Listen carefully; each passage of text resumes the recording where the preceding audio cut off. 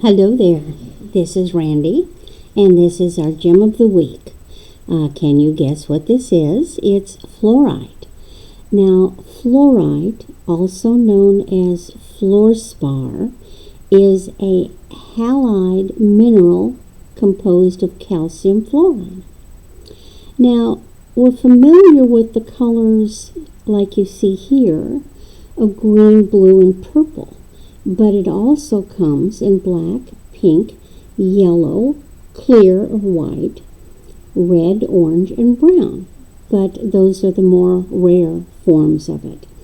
Now, fluorite is only a hardness of 4 on the Mohs scale, which is why you will often find beautiful carved beads of fluorite. Now, fluorite does glow in the dark under ultraviolet light. Which of course would be your little black light. It is associated with the zodiac sign of Pisces. Now, fluorite is a highly protective and stabilizing stone, which is useful for grounding and harmonizing spiritual energy. When first learning to meditate, use it to help focus and concentration. Now, it is supposed to also aid in communication with spiritual guides and animal totems, and it opens and stimulates the third eye chakra. Purple fluorite will stimulate the crown chakra. So I have a pretty healthy collection of fluorite here. This is one box, but I also have other pieces, and I'm looking, and darn it, I had a third piece and I can't find it. Oh, I see an example of it, so we're good. So let's go over the different forms, and we'll get the presidium out and see where it tests. Now, quite often, look at these for example. If I just showed you these beads, what would you say they were? You'd probably say amethyst, because fluorite will come in a purple. But there's a quality of the purple that's different. So make sure that when you think something is amethyst, you test it. To make sure that it falls clearly on the amethyst line. So let's look at some of these lovely strands that I've got. This one has a lot of the clear. Here's some just barely pink. Here's some bicolor, a little bit of the purple. So this is fluorite. And if you didn't see the purple, you might think that some of these were quartz because they're so light. And in the same batch, here are some that have the range from, here's a stripe one that kind of is reminiscent of the chevron amethyst. Here's one with beautiful stripes. See that clearness? When you see that clear stripe, you know that's fluorite. Here's one that is so dark, it looks like African amethyst. And you can see the variations in the color. Now this is green fluorite in a rough form.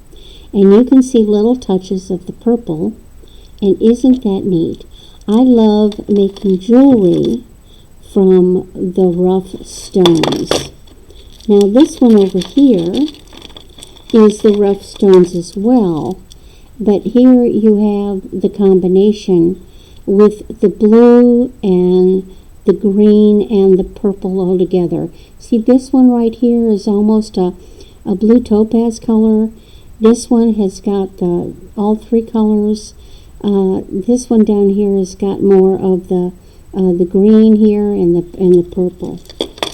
I've got a ton and a half of these chips. I love using them in jewelry. Now in this one, these stones here is golden fluorite, or the yellow. And here you really, and you could actually, you look at that and you'd say, oh, that's ametrine. No, test it. It's fluorite. You see? And look at the striping in that one. Beautiful variety. How many of you, raise your hands, have seen beautiful carved bowls or figurines of fluorite? It's because of, like I said, the softness of it. It's easy to carve. And here are some more. That's a good variety of it. Now then, I've got a little more over here. Now, this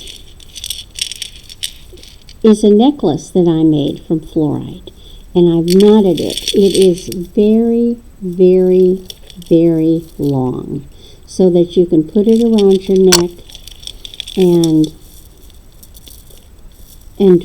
wrap it several times. And then to go with it, I crocheted a bracelet, and this bracelet has the variety. So that's a necklace. It probably has more green in the necklace than it does in the bracelet. Now this is one of my favorite ones that I made. Look at the colors. This is just green. Just strictly the green. And I made a nice necklace of the green. It's got little teeny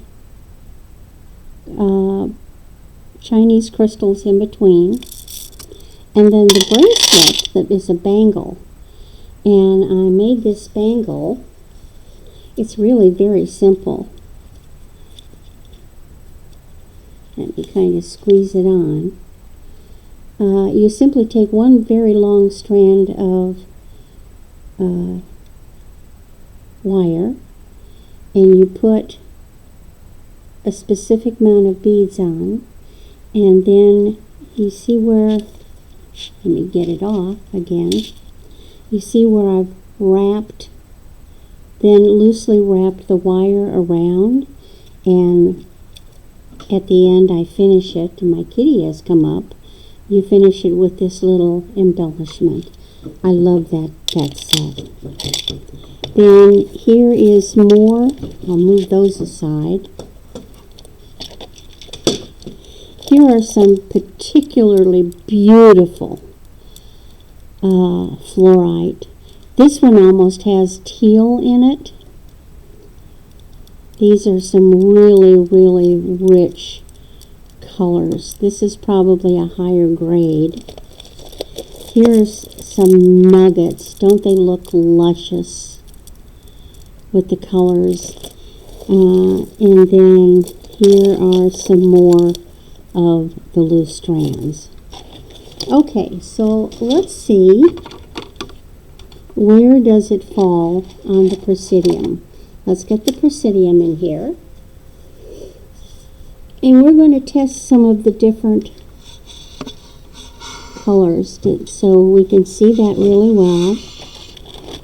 I may get help from a cat any minute now.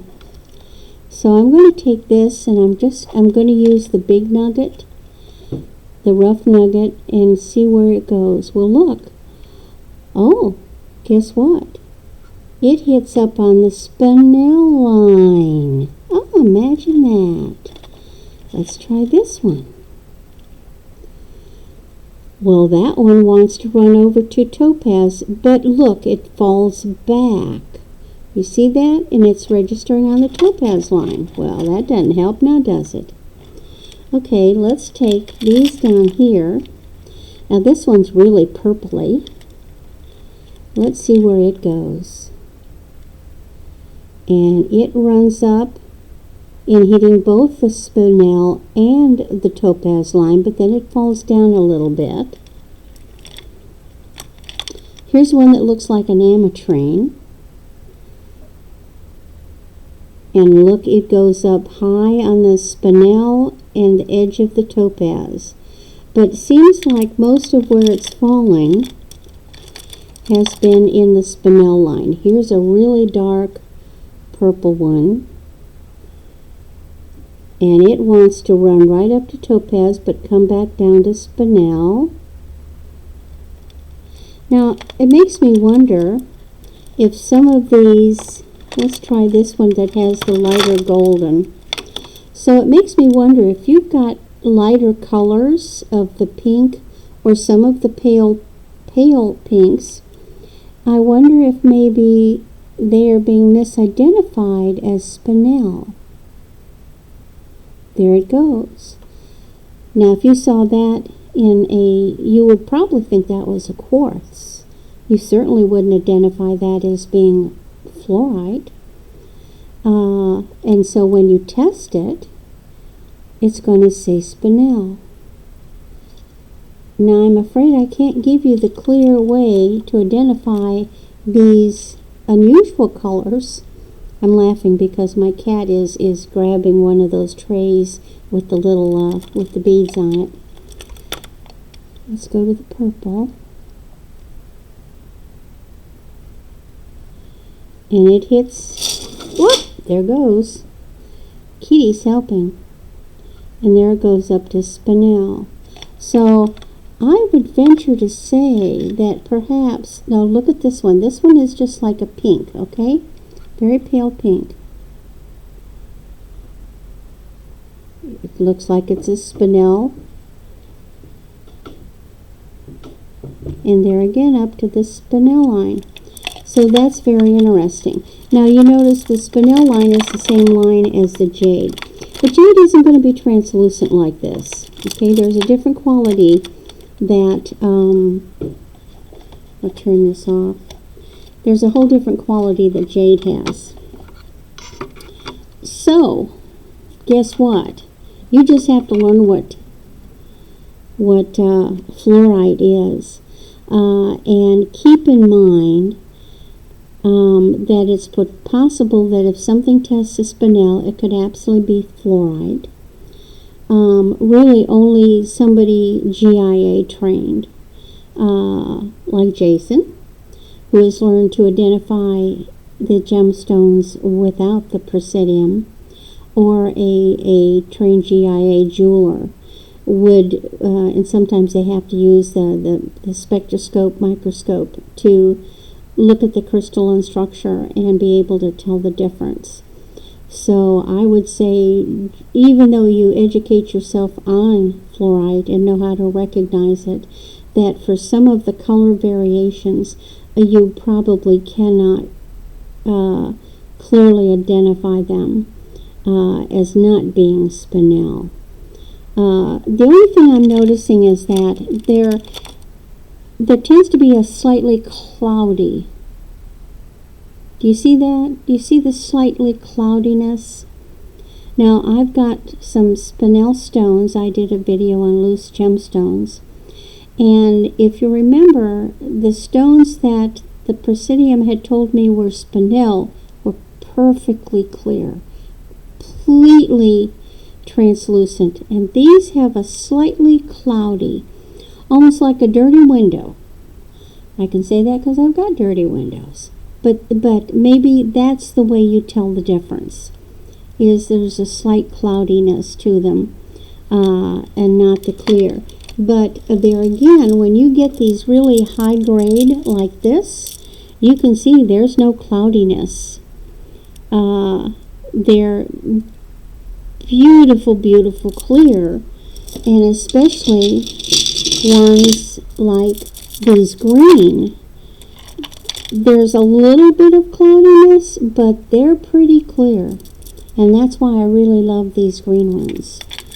So that's our gem of the week, fluorite. It's a beautiful, beautiful stone. I hope you add it to your collection. I hope you can more easily recognize it when you're obtaining pieces for sale or looking at pieces to purchase. It's a beautiful stone. So thank you so much for your time, and I look forward to seeing you in the chats.